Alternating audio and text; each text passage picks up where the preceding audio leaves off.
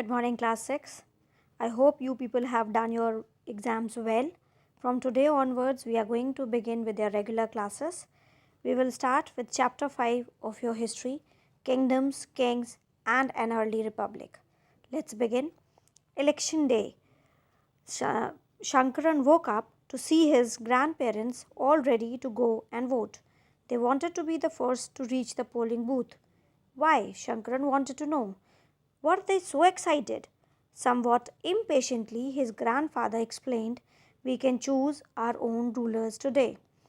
So, they are talking about the day when Shankaran saw that his grandparents they are about to go to vote and they are getting ready for it and they want to go very quickly. So he was little, you can say, inquisitive to know that why they want to go so early.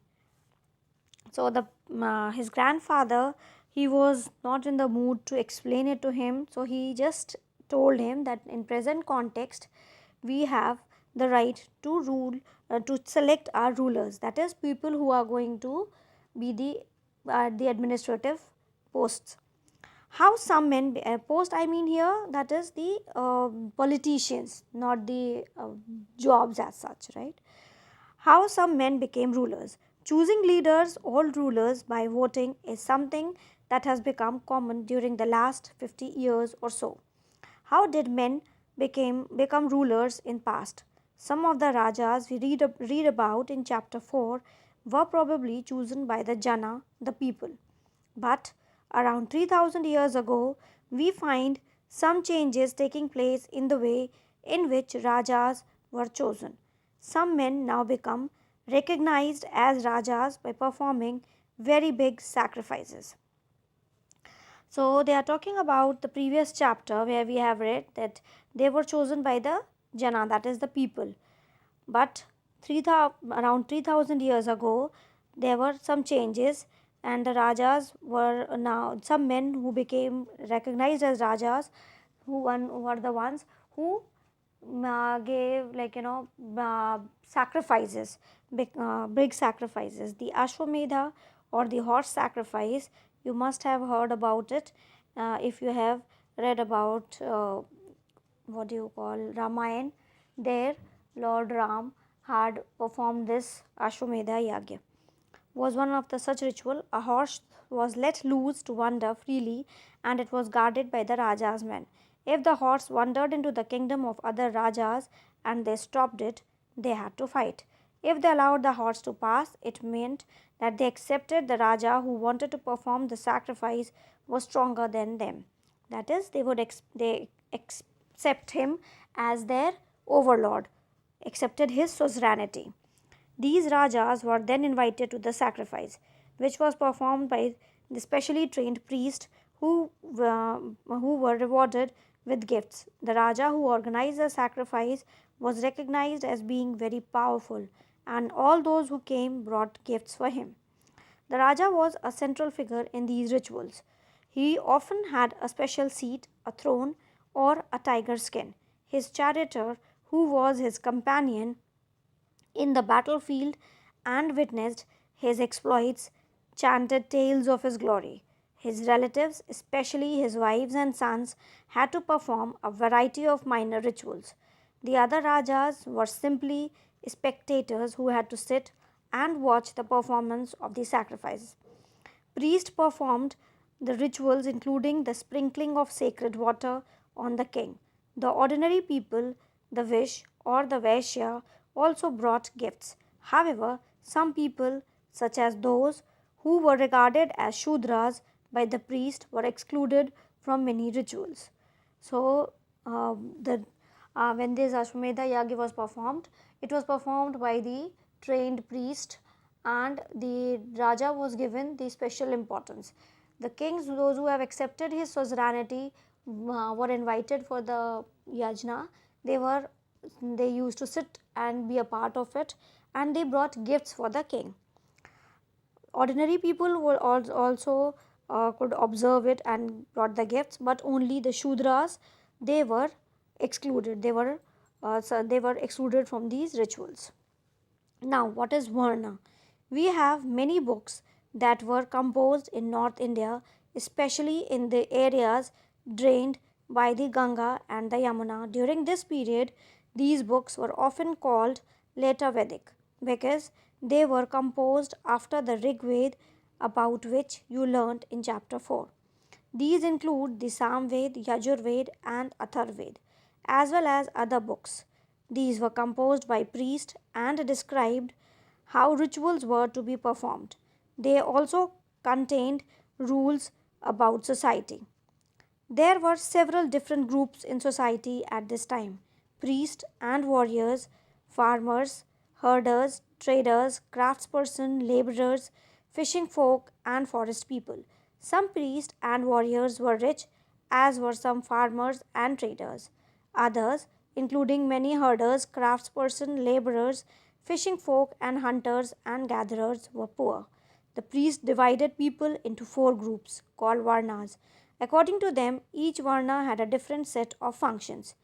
So, when we talk about North India, especially the area which was the fertile area of Ganga and Yamuna, these they that period they are talking about the later Vedic period where after Rig Veda the other Vedas were written, that is Samveda, Yajurveda, and Atharveda, and there were four different varnas according to the priest, and they were Brahmins, Kshatriyas, Vaishyas, and Shudras.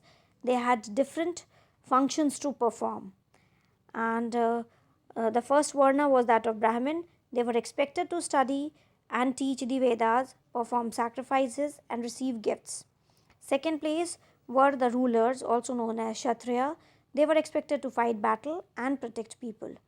Third were the Vish or the Vaishyas. They were expected to be farmers, herders, and traders. Both the Kshatriyas and the Vaishyas could perform the sacrifices. So these were the three ones. Three, and the last one was the Shudra, who had to serve the other three groups and could not perform any ritual. Often women were also grouped with Shudras. Both women and Shudras were not allowed to study the Vedas. The priest also said that these groups were decided on the basis of birth. For example, if one's father and mother were Brahmins, one would automatically become a Brahmin, and so on. Later, they classified some people as untouchable. These included some craftspersons, hunters, and gatherers, as well as people who helped perform burials and cremations. The priest said that contact with these groups was polluting. So, Shudras were the fourth Varna, and the women and Shudras were not allowed to perform the rituals. Then they started calling some people untouchable, those people who were involved in the burial and cremations, cremations, they were called untouchables, and it was like they started telling the people that coming in contact with them was polluting, it is not good for them. So some kings thought they were superior to the priest. Others felt that birth could not be a basis for deciding which one people belong to. Besides, some people felt that there should be no differences amongst people based on occupation. Others felt that everybody should be able to perform rituals, and others condemned the practice of untouchability. Also, there were many areas in the subcontinent, such as the northeast, where social and economic differences were not very sharp and where the influence of the priest was limited. Why did people oppose the system of Varna? Now, different people had different opinion. Some believed that caste system, this Varna system was not appropriate. Some believed that like based on the Varna, people should not be compelled to choose the occupation they want to have. So such differences or difference of opinion were there. Then comes Janpadas. The Rajas who performed these big sacrifices were now recognized as being Raja of Janpadas rather than Janas. The word Janpada literally means the land where the Jan set its foot and settled down. Some important Janpadas are shown on map 4.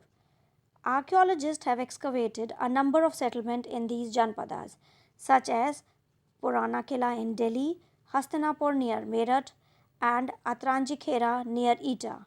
The last two are in Uttar Pradesh. They found that people lived in huts and kept cattle as well as other animals. They also grew a variety of crops: rice, wheat, barley, pulses, sugarcane, sesame, and mustard. So these were the crops which they have grown. Two places are in UP, that is Hastinapur and near Meerut, and Ajanti Khera near Etah, Atranji Khera, sorry, near Etah. Then one is in Delhi, that is Purana Kila. They made earthen pots. Some of these were grey in color, others were red. One special type of pottery found in these sites is known as painted grey ware. As is obvious from the name, these grey pots had painted designs, usually simple lines and geometric pattern. So these you can see, one of them is there in the picture, and these earthen pots were made by the people. It was grey and sometimes red in color. These grey potteries had designs like lines or some geometric pattern. That is all for today, class. Please take care of yourselves. Be safe at home. Thank you.